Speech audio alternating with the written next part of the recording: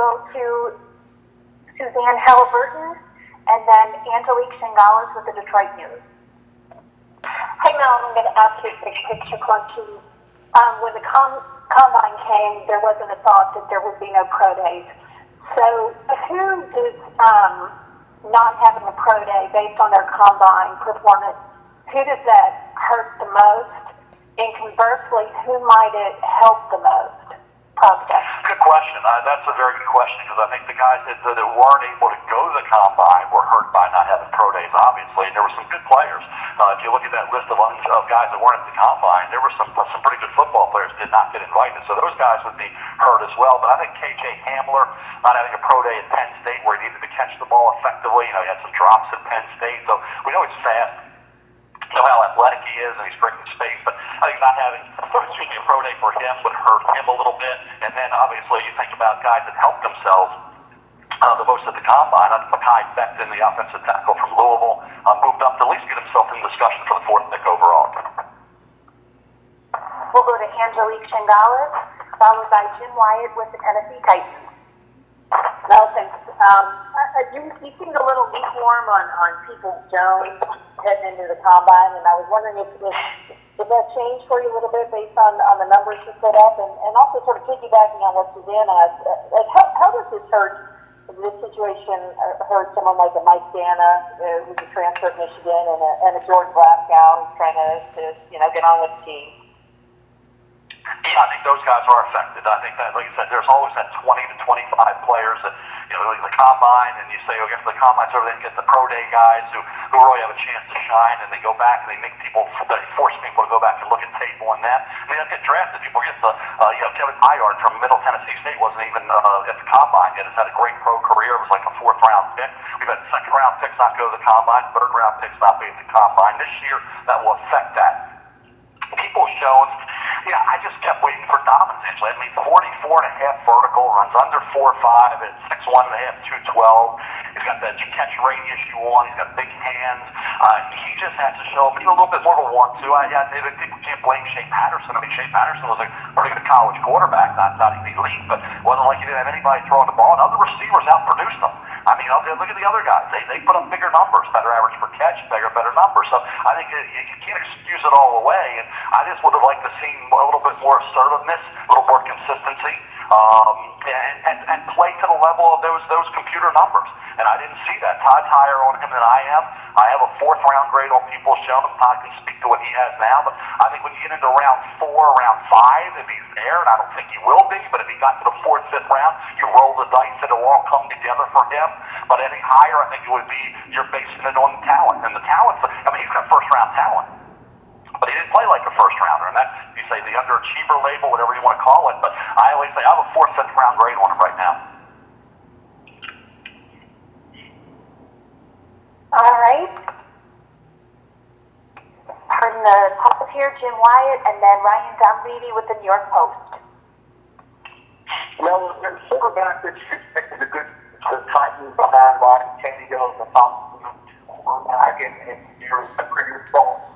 And the follow maybe a year off from Logan Woodside, who was coming out of Toledo. He's going to be a competitor as well. Yeah, I couldn't get a lot of that question when you started out, but I'd say as far as quarterbacks are concerned, that could be guys, I think, like you say, that couldn't be beaten stars or backup types. I think James Morgan from Florida International falls into that group.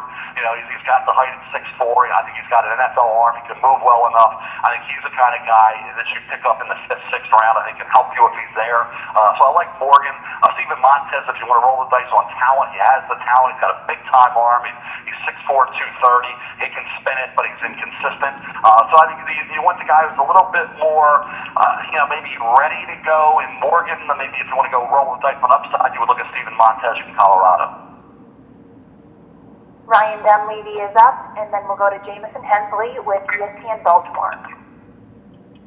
Now I want to follow up on 2 quarterbacks. Jalen Hurts, where you mentioned him a couple times, but if you could expand on him, are we sure now after the combine that he is a quarterback and not going to be asked to do a lot of other things? Like, can he be Lamar Jackson more than Taysom Hill? And then Jordan Love and where he stands? In terms of where he is right now, it hurts. I think he's a late second, early to mid third. I thought that back in September, October, and when people were talking about fifth, sixth round for him, I thought that was way, way low. He threw the ball well at the combine. He had a heck of a career at two different big time programs. He won a ton of games. He rushed for a lot of yards. He scored a ton of touchdowns. He did everything. Obviously, they'll say, well, some things he's a tweak. He can hold the ball. This and that. Bottom line is, this kid produced. He's a great kid. Talk about loyalty. Talk about a guy can go back to two big schools and be revered as a guy that can be a hero of those two programs and what he's meant to those two programs at Alabama and Oklahoma. I think, like I say, late second, early third, and then to Taysom Hill, he's considered the quarterback of the future in New Orleans. That's realized what Taysom Hill's done since he came out of BYU, and I think that role, and I've said this, he can be a contributor, Hurts can be, as a rookie with those types of packages that you can put in there, and you can't do that with some of these other quarterbacks like Fromm and some of these other guys. So he gives you immediate production, immediate contribution as a rookie, and that others will not be able to do, regardless of who he goes to. You can have a great starter and still use Hurts in packages, so that's going to help him become, I think, the late second, early third round pick. And Jordan Love, I thought about 12 to the Raiders, having 23 to New England. Once you get past the Raiders, you get into Never Never Land. The Raiders are going to try to help Carr and get players like C.J. Henderson and a receiver, maybe like T. Higgins or C.D. Lamb or somebody like that. Or are they going to go and get the quarterback who could be maybe an improvement over what they have? And Carr and Mariota is the backup. In Jordan Love, John Gruden's always screamed us at the meetings about not having a hand-picked quarterback. And you look at that, and John, is he going to take that hand-picked first-round quarterback I'm talking about? First-round quarterback in Jordan Love, who some have compared to a young Patrick Mahomes. I don't buy into that. I like Love, but I don't think he's to that level. But a lot of people had questions about Mahomes coming out. I didn't, but some did. So again, I'm realistic about Love. I think at 12 he makes sense. At 19, where the Raiders have another pick, it would make sense. Certainly at 23 to New England. I just think you can't excuse away some of the things that happened in a couple games this year, where they were the better team, even though they lost players, and they still struggled against teams that were combined. Colorado State, New Mexico combined 6 and 18. He struggled in those two games. So to me, the inconsistency this year is a concern. 20 touchdowns, 17 picks, but he lost 9 starters. He lost 4 starters on the line. He lost his top 5 receivers. And he lost Darwin Thompson. So I understood that going into the year, that his numbers would be down. It was the same thing with Darnold and Allen when they went into their final year. So you get that. You just wish he was more consistent against opponents that weren't very good. And that's the thing. He didn't play over the last 2 years many opponents who were of top quality. So the schedule was very easy. And unlike Herbert, who played a much tougher schedule. So that's why I separated with Herbert over Love. But I do think at 12, he would be maybe in the discussion, or strongly in the discussion, for the Las Vegas Raiders. Jamison Hensley, and then Eric Hansen with the South Bend Tribune. Hey, Mel, Tom Flacco, Joe's younger brother, is a small school prospect. What's been your evaluation of him, and what do you think his chances of maybe even getting drafted? I don't think so, James. I think it's too many quarterbacks, too strong to draft at a lot of positions. He reminds me a lot of David Blau. If you saw David Blau play at Purdue and make the Detroit Lions, I think he's I would say a lesser version, but coming out of Towson, obviously would be. My guy played in the Big Ten at Purdue, even though Tom was at Western Michigan and Rutgers prior to this. But I think you look at the height, and you look at decent arm, not a great arm. He can move. You know that he's an athlete, was a baseball player as well. I've watched him a lot. Obviously, you're watching a lot of Towson games.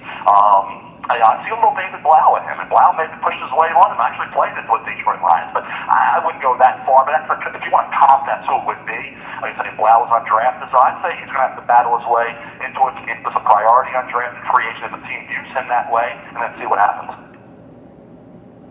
Eric Hansen, and then Eric Dalala with the Denver Broncos.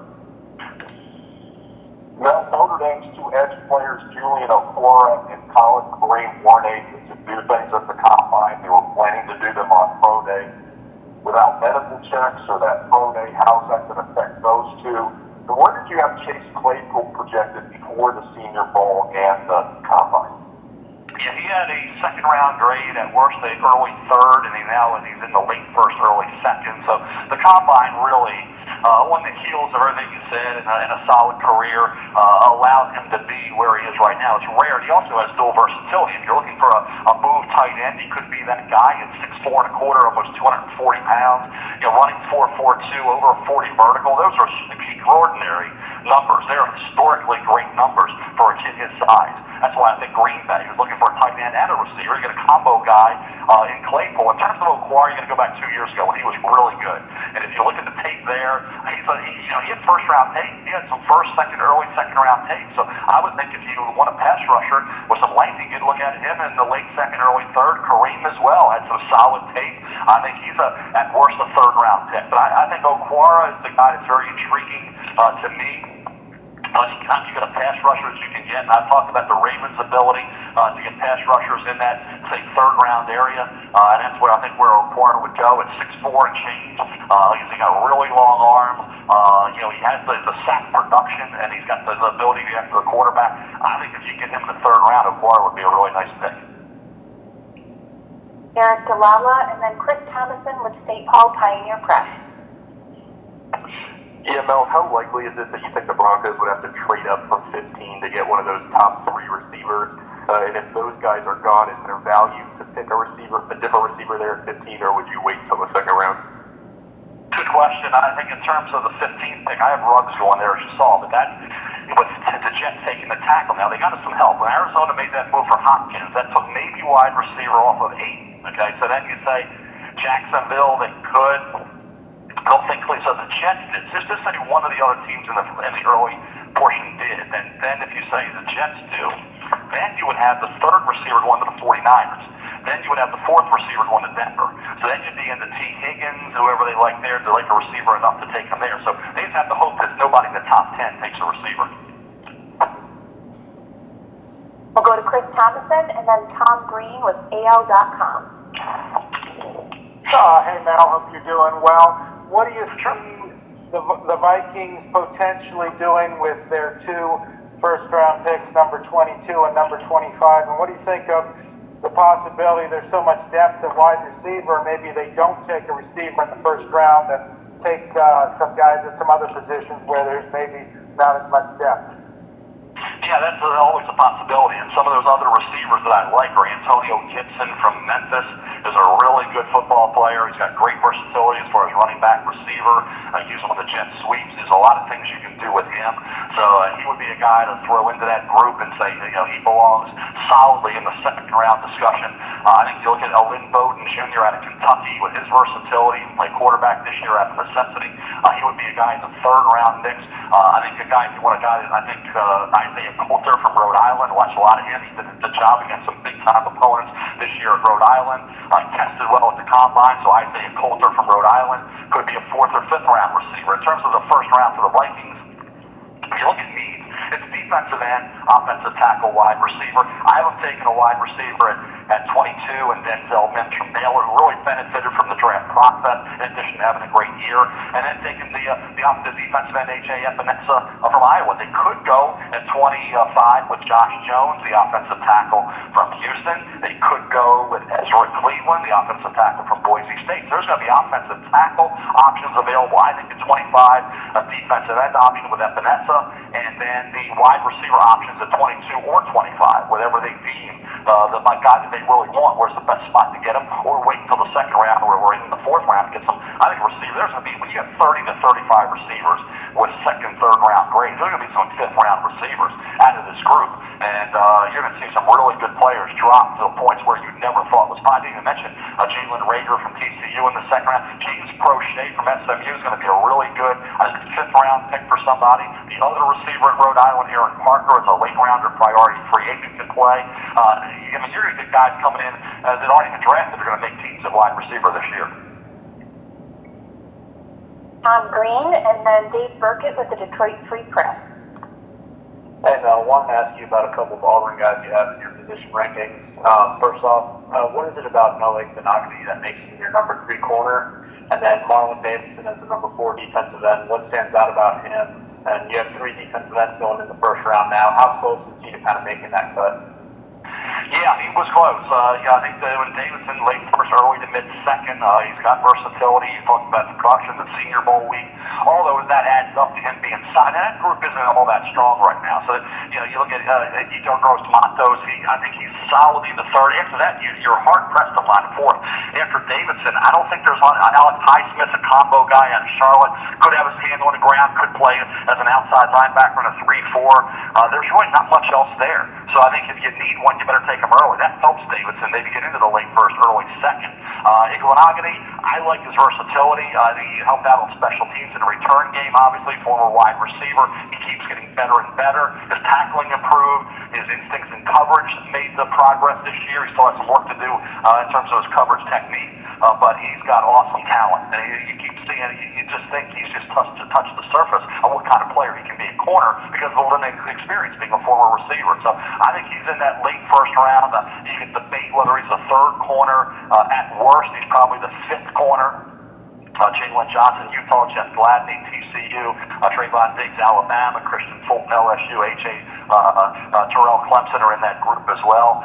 But I think if you have him as the third or fourth corner, he's got to be in the late first round discussion. You have the 49ers and the Chiefs, both at the end of the first round, looking at cornerback as a potential big-time need area for them.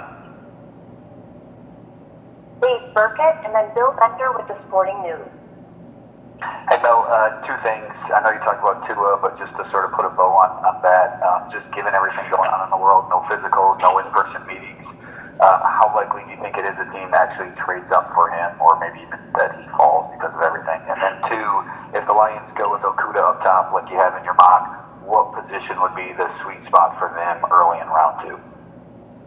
Yeah, I think if you look at right now, I would think what you take, if you look at maybe an outside backer or an interior offensive lineman, I think that would be a spot to maybe look at in round two. And I think if you look at guys who could be there at that point, I like Robert Hunt, Louisiana Lafayette, as a tackle guard. Ben Bredesen, Michigan, is another one. Damian Lewis, LSU. So I think there's some options there in terms of outside linebacker. I've mentioned some of those guys during the course of today, but I think of Zach Vaughn from Wisconsin, he dropped down that far. Josh Uche from Michigan, Lewis from Alabama would be another one. There could be a possibility there. So in terms of Tua, I just think when you look at where he is right now, I don't think that, I think medical and always obviously getting your medical and your doctors to sign off on him is so critical, and that's going to have to happen, obviously. I just have always thought that you medically redshirt him. You let his body heal. You don't expect him to play. Four of the top five most active winningest signal callers in the NFL right now, the guys that are active playing, winningest quarterbacks, 4 of the 5 didn't play as a rookie. Only one that did was Ben Roethlisberger. Okay, the two guys that were the MVPs last year, Mahomes didn't play as a rookie, played the final game. That was it. Like Lamar Jackson didn't play until he played late in his rookie year. So then there's the last 2 MVPs. So you were talking about now, there was nothing medical about any of those guys. This is medical. Okay, and then you have the addition of sitting and watching and learning as a rookie, which has helped all those quarterbacks I mentioned. You say, well, that was a different era with some of those guys that are older. What's a different era with Patrick Mahomes? What's a different era with Lamar Jackson? So, and they didn't play right away. Mahomes didn't play at all as a rookie, and Jackson didn't play, I'd say, till later in the season. So, I think medically redshirt him. That doesn't make that as important because as long as the medical people sign off, that's not as critical if you go in with realistic expectations of what he's going to do as a rookie. We'll go to Bill Bender and then Steve Megaree with the Associated Press. Mel, I think you haven't got back to another Tua question. The combination of Alabama that's tracking the numbers you put up there, the hip injury, and now the quarantine, does that make him the maybe most interesting top 10 quarterback prospect you've evaluated in a long time? And then a quick follow-up, Christian Fulton, a guy, why hasn't he generated more buzz given the combine and what he put together at LSU? Well, in terms of, let's go to, go to Fulton first and then go back to Tua. I think Fulton's in that mix to be, I'd say runs 4.46, solid athlete, he's almost 6 feet tall, he goes almost 200 pounds, so 5'11 and a half, 200-pound corner who did have a good year. I think he bounced back. He had some times where if he was beaten, it would kind of bother him a little bit. He kind of matured there. He bounced back, and he's had a rough outing, he bounced back. So I think the ability to just forget about it. You got to have a short memory of corner. He developed that. As far as where I have him right now going, I think second round is where he'll come off the board. I have him right now as the seventh best corner. His grade is the same as the fourth corner, so fourth to seventh, eighth is not much difference there. So they're going to be all second round corners the way I see it right now. One of those guys may slide into the late first. But I think in terms of Tua, yes, he would be the most intriguing because of that. The limited ability to see and then limited knowledge with the medical, with what's going on in the world right now in our country in terms of even with just having the three lower extremity injuries. Forget it, everything would have been perfect world this year, and everything that's done the way it's always been done. You still